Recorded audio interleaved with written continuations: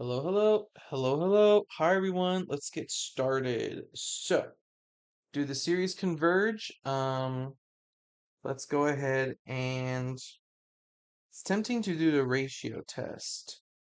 So I think what we're gonna do is we're gonna do both. We're gonna do alternating series test because these are all alternating series questions, and then the ratio test. So let's go ahead here. Wait, I want to make sure I have my notes handy, so because I don't want to mess up the notation. There you go. All right, so let's go. First, the alternating series.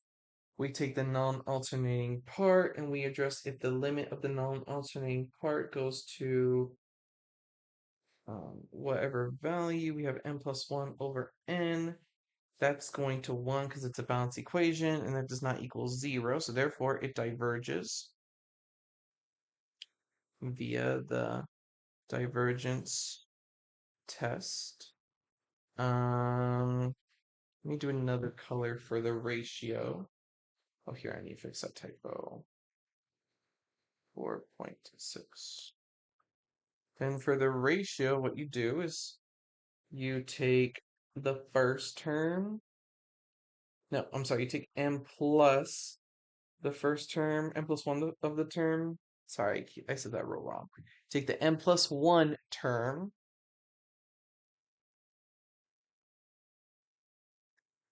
-1, n plus 2, n plus 2 over n plus 1. And then of this one, you get n over -1, n plus 1 over n plus 1. And then from here, you go ahead and you can cancel out the negatives, and you're left with just one negative on the top, but it's -1, so it kind of doesn't matter. -1. From these guys, you can't really cancel anything out. So you're kind of just left with this expression. I'm going to already do it. It's n squared plus 2n. And then this expression, which is just n squared plus 2n plus 1. Okay? So in that case, take the absolute value. You have n squared plus 2n over n squared plus 2n plus 1, which is a balanced equation, so that means the limit is 1. And then via the ratio test, you say that it's inconclusive. So, inconclusive via the ratio test, which doesn't necessarily contradict the diverges, it's just this one tells you directly it diverges. This one's just inconclusive. Okay. All right. Let's see. Okay. Next we have this one. Let's solve this the old-fashioned way. Limit as n goes to infinity of 1 over n. And that does indeed equal 0. Okay. Now we have to check the second part, which is does it steadily decrease? Well, we can see here that it does steadily decrease. Just because I want to practice it again, I'm going to do f of n prime, which is 1 over n prime, which is -1 over n squared, which definitely will always be less than 0. We do the derivative of this because that tells us our slope. So it's telling us if it's decreasing, increasing, or stagnant. So I'm doing the derivative because I want to see, well, like for when is this a negative slope? And technically, it's always going to be a negative slope. It's not always going to be, oh, what's the phrasing I'm looking for? It's not always going to be like a super steep or whatever, but because of this negative, then we know that no matter where you look, reading at any point left to right, it's going to be decreasing. Let me go ahead and just show you just in case.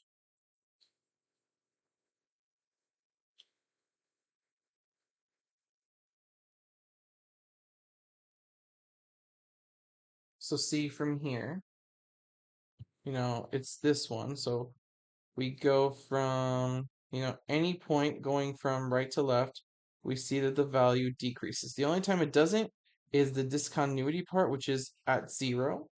But either way, we only care when n is 1 or greater. So in reality, we could even write,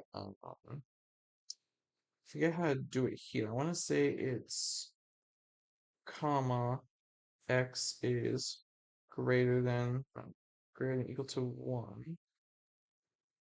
Forget if it's comma or semicolon for Desmos. Let me see real quick. If I can do it real quick, I just want to show it.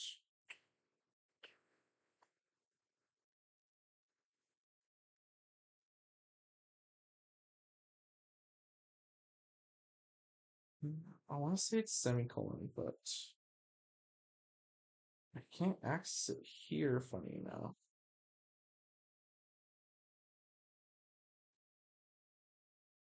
Well, either way, you can see that from when it's 1 and above, it's going to be negative. Okay, let's see. Next, we have.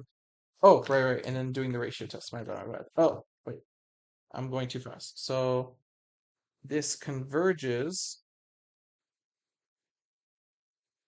via the alternating series test. Let me just make sure I mess up any lingo. No, we're good.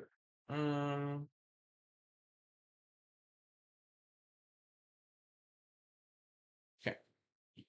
Do the ratio. Let's see. Limit as n goes to infinity of the n plus 1 version of this. So -1 n plus 2 over n plus. Oh, that's funny. I think it's the same issue that we're going to have over here. Well, I guess it's good that we practice it anyway. N over, yeah, -1 n plus 1. That's going to cancel out to be a -1 on the top. And then we have n over n plus 1, which you can see us skipping the steps and getting inconclusive again. Okay. Let's go here. First, I'm going to check the limit as the non alternating part. So limit is a 0 of the non-alternating part. We have n over n squared plus 4. And that definitely goes to 0. But then we want to check if this value is always decreasing. I'm going to go ahead and check that. I could do derivative. I'm down for derivative. Let's do f of n. Let's see, we have n over n squared plus 4. The derivative of the top is 1. So times n squared plus 4. Then minus the derivative of the bottom, which is just 2n, and then times the top, which is just makes that n squared over n squared.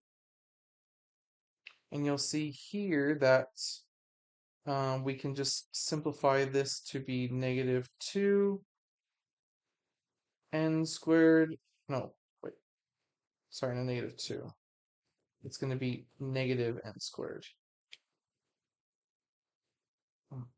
Oh, am I out? No way. Oh, I just threw on side. Okay. Negative n squared plus 4 over n squared.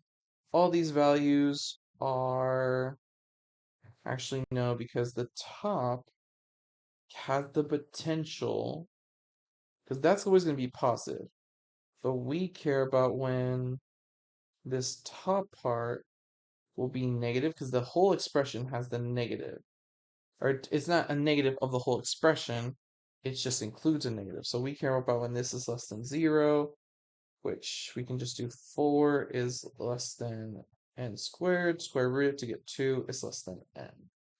So that means at n is equal to 1, it's not decreasing. And n is equal to 2, it's not decreasing. So it's only going to decrease when n is greater than 2. So that tells me 3 and above because we're doing a series. So we're using the whole numbers. 3 and above, which doesn't mean it will always decreases, but this is the special case I was telling you about when I was telling you that this decreases eventually. Let me just go ahead and I kind of want to just confirm that softly just to see if at those values it will not decrease. I'm pretty sure the math checks out, but I guess because I already had it out, it's kind of a nice just visual trick. Let's see. So, uh, let's do 5. Let's do from -1 to 5, and then from -5 to 5. Okay, so maybe do 1. Okay, so we see here that at 1, it's definitely on an incline, right? And then at 2, maybe it's not at an incline, but definitely just has this sort of like plateau. And then at 3, we notice that is decreasing. So this is that logic I was telling you about where it decreases eventually. In fact, if we wanted to know the slope at, n is 1, n is 2, we could get that answer when, here, I'm going to do this on the side because it technically doesn't matter. It's just something that we're like double downing the logic in. F prime. I know I did that. F prime of 1, what is that equal to? It's -1 plus 4 over 1. That's going to be, what, 3? And that's a positive slope. F prime of 2 is going to be -4 plus 4 over 4. So that's going to be 0. So I was right about it being stagnant. But we can see if you could check for 3, 4, 5, all the way, it's going to decrease eventually. So with the caveat of the decreases eventually logic, because really it is going to decrease eventually. With those first two terms, that's not that crazy of a logic. With the first two terms being just stagnant and then it starts decreasing, it's almost like we just gave like a constant to our sum. So really, we can still use, or we can still claim it converges via the alternating series test. Okay. Now, do I want to do the ratio test? Because I said it wasn't intended to be 4.6, but I was like, well, we could try. But my only thing is that I don't want to just keep getting inconclusive because that's not the whole point of the ratio test. But let's just try them. Let's see, we got limit as n goes to infinity of this whole expression, -1, n plus 2, n plus 1 over n plus 1 squared plus 4 times n. Um, the -1, n plus 1, and then on the top is n squared plus 4. So from here,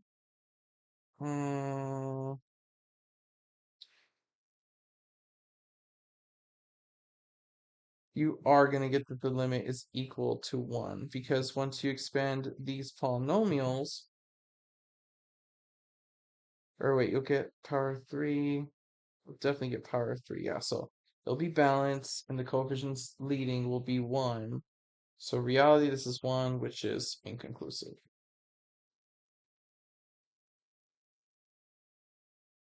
Okay. Um, Give me a quick moment. I want to gloss over something just really, really quick.